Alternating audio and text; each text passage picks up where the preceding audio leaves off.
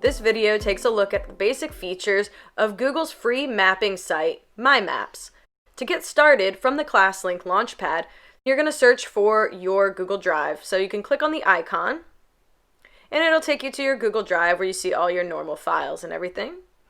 And then in the upper left-hand corner, you're going to click the New button. Once you click the New button, you're going to see the standard list of docs, sheets, and slides and forms that you can create, but we're going to click More, and then we're going to select Google My Maps. Once you click on this, it'll automatically open up a brand new map for you to work with.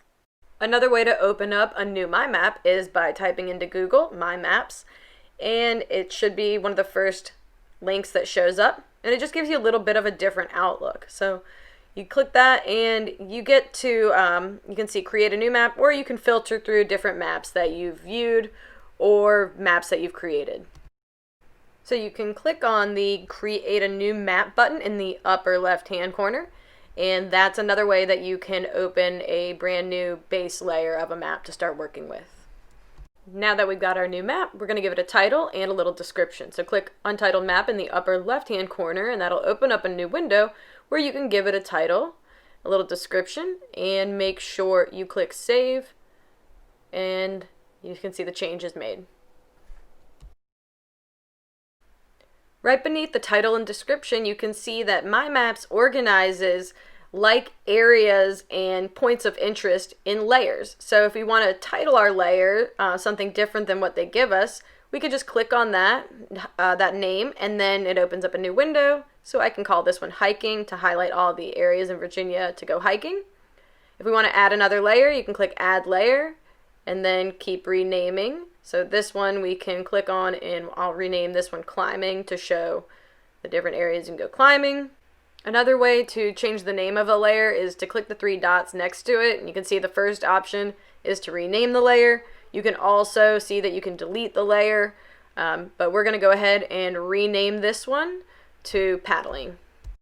Beneath the layers, you see the option to change the base map, which just changes the style of the map underneath the points of interest and areas that you're highlighting. You also have a toolbar at the top where you can undo or redo actions within the site. You can also select the hand tool that allows you to move around the map from place to place. The Add a Marker tool allows you to add specific points of interest, or you can add a line or a shape.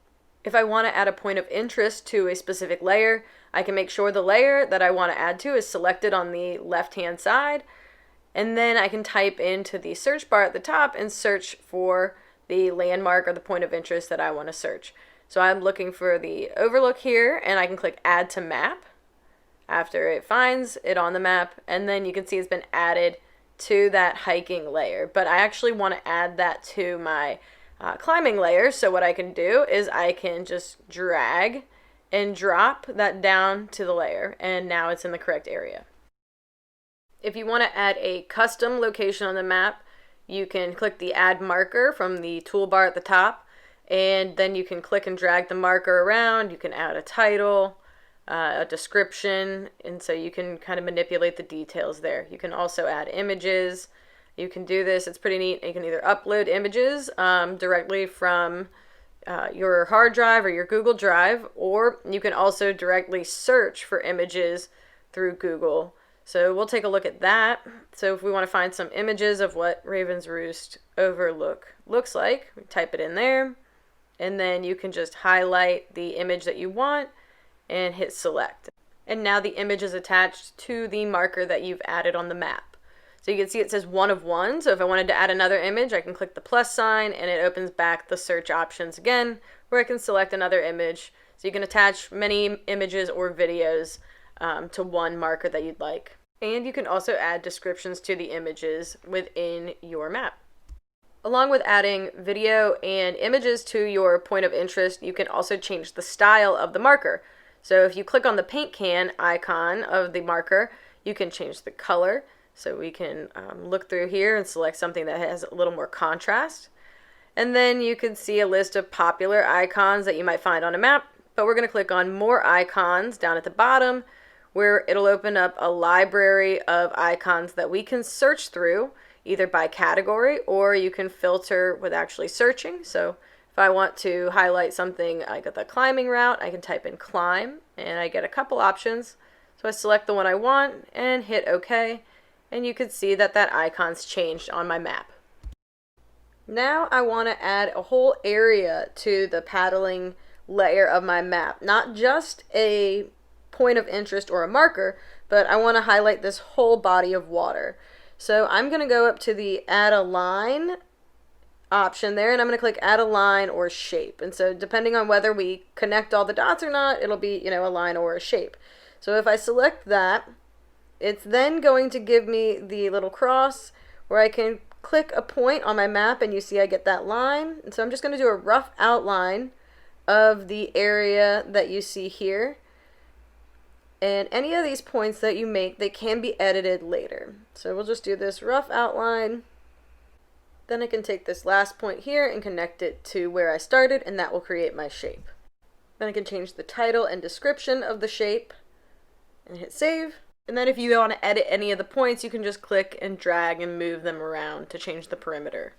Just like with the marker, you can change the style of the shape or line that you've made. So if you click on the paint bucket, you can change the color. So we'll go ahead and select something that has a little bit more contrast compared to the blue background of the water. And then we can also change the transparency of that shape's fill. So we can either make it more transparent, or if we drag the slider more to the left, we can make the shape more opaque. You can also change the border width of your shape by dragging the slider to increase or decrease the thickness of the outside perimeter. You can click the camera icon on your shape to directly add images from Google or videos from YouTube. So if we search here, we can select the video we want and then select it. And now we can play it within our map that we're going to share. When you're finished, you can preview your map by clicking the preview button, so you can see how others will interact with your map once it's been shared. Once it's good to go, we can either share or we can go back to edit. From the edit mode, you can also share by clicking the share icon, which is universal within the Google apps. And you're going to click change to Virginia Beach City Public Schools, copy that link, and then you can paste that into your assignment on Schoology to submit.